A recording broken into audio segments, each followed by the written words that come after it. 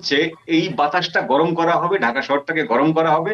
এই গরম করার পর দুই একটা লাশ পড়ে যদি যায়, খোদা না খাস্তা, ধরে নেন 12ই ফেব্রুয়ারি নির্বাচনের মৃত্যু ঘটে গেল। ভোট বর্জন কর্মসূচি পালিত হবে কি হবে না সেটিতে যাওয়ার আগে ধরেন প্রতিদ্বন্দ্বিতা করছে বিএনপি আর জামাত, ফলে কার পক্ষে ভোটের হার কোন দিকে?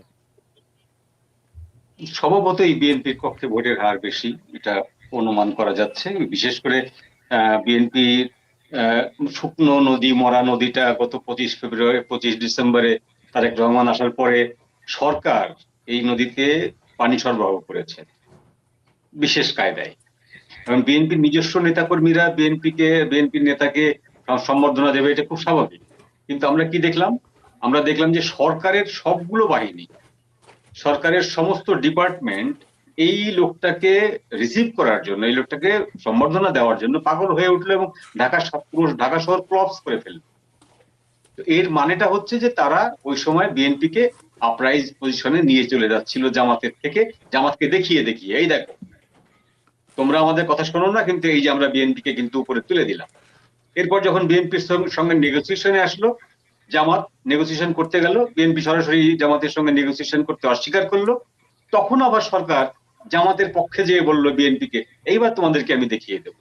তো সরকার এখন এই দুইটি দলকে দুই জায়গায় রেখে, পাল্লার দুই জায়গায় রেখে, একবার এর কাছ থেকে এক চিমটি নিয়ে পাল্লার এ পাশে রাখে, একবার ওর কাছ থেকে এক চিমটি নিয়ে পাল্লার এ পাশে রাখে, ব্যালেন্স করার চেষ্টা করে।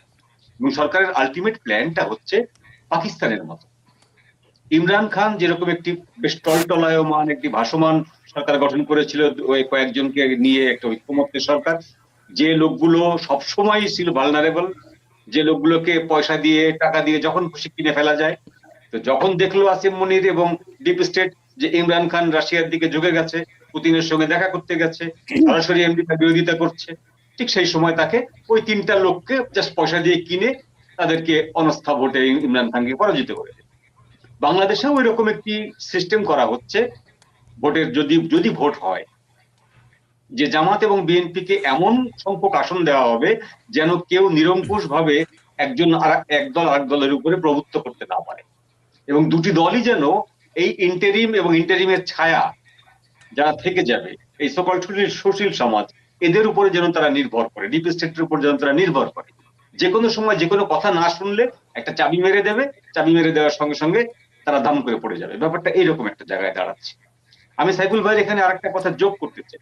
সাইফুল ভাই যে দুটো ছোট্ট উদাহরণ দিয়েছেন, এখানে আরেকটি বড় উদাহরণ হচ্ছে গাজীপুরে নির্বাচন স্থগিত করেছে নির্বাচন কমিশন। গাজীপুরে কোনো ব্যালট পেপার পাঠায়নি, কোনো ব্যালট বক্স পাঠায়নি। কি কারণে পাঠায়নি তারা সব বিশদে ব্যাখ্যা দেয়নি, খালি বলেছে ওখানে নির্বাচনের পরিবেশ এই মুহূর্তে নেই। তো এই জিনিসগুলো আসলে সিগনিফিকেন্ট জিনিস, এই জিনিসগুলো খুব গুরুত্বপূর্ণ জিনিস। আর এই যে তিনটি ঘটনা ঘটতে যাচ্ছে, আজকে থেকে ঘটা শুরু হলো তিনটি ঘটনা, এই তিনটি ঘটনা একসঙ্গে ঘটার মানে হচ্ছে যে সরকারের ভেতরেরই একটি বড় অংশ চাচ্ছে এই তিনটি ঘটনা ঘটুক। একটা হলো ডিপি ওয়ার্ল্ডকে চিটাগাং পোর্টের নিউমোরিং টার্মিনাল ইজারা দেওয়া নিয়ে গন্ডগোল। আর একটা হচ্ছে যে আপনি কথা দিলেন 15 দিন আগে সরকারি কর্মচারীদের আপনি মহার্ঘ ভাতা দেবেন, বেতন বৃদ্ধি করবেন, পে স্কেল দিলেন, পরে মুহূর্তে আবার আপনি প্রত্যাহার করলেন তারা।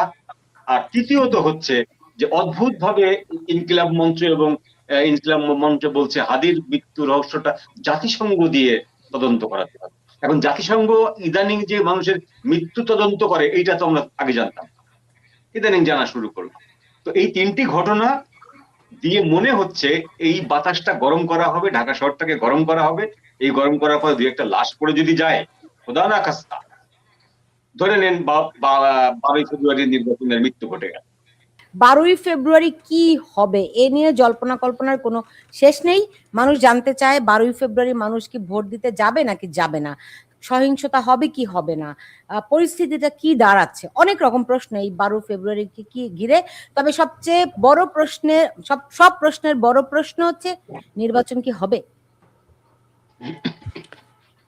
দেখেন এটা ভবিষ্যৎবাণী করার মতো হয়ে যাবে যদি নির্বাচন হবে কি হবে না। এখন পর্যন্ত মানে বাংলাদেশে যে সিচুয়েশনটা, সেই সিচুয়েশন আমার মনে হয় অধিকাংশ মানুষ মানে যারা যখন নির্বাচনের জন্য মুখিয়ে আছে, যেমন ধরেন বিএনপি এবং জামাত ছাড়া অধিকাংশ মানুষ আসলে নির্বাচন চায় না।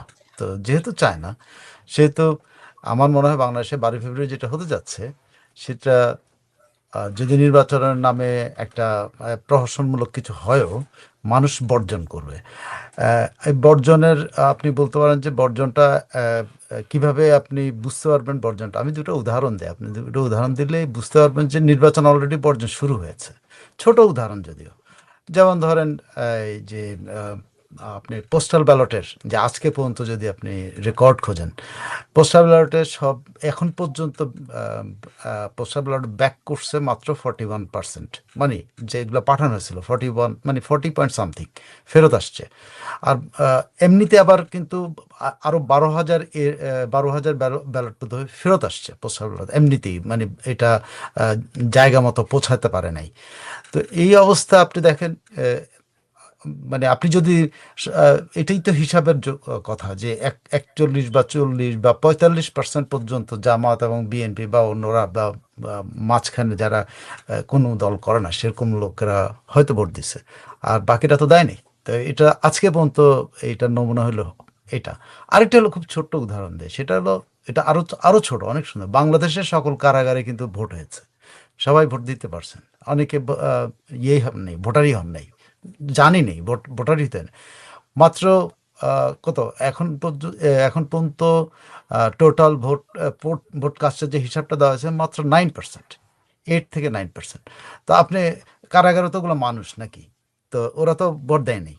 তো এগুলো কিন্তু ছোটখাটো কারাগার কিন্তু মনে হতে পারে হয়তো কারাগার মনে হলে ঢাকা কেন্দ্রীয় কারাগার মনে হতে পারে, গাজীপুর, কিন্তু বাংলাদেশের সর্বত্র সব জেলায় কারাগার আছে।